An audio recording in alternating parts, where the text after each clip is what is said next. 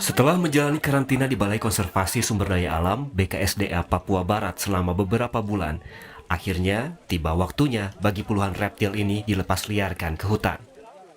Satwa yang dilepas liarkan sebanyak 32 reptil yang terdiri dari ular sanca Papua 2 ekor, sanca bibir putih 23 ekor, buah tanah 1 ekor, buah pohon 2 ekor, 1 biawak ekor biru, dan biawak pohon tutul biru 3 ekor.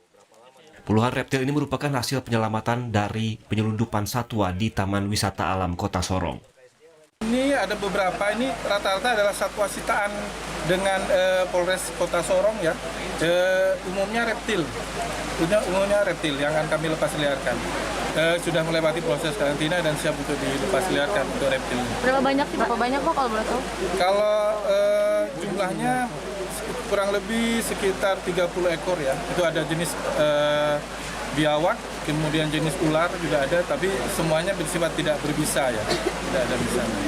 Pelepasliaran ini dilaksanakan untuk mempertahankan populasi satwa di hutan Papua yang sering ditangkap kemudian diperdagangkan keluar Papua.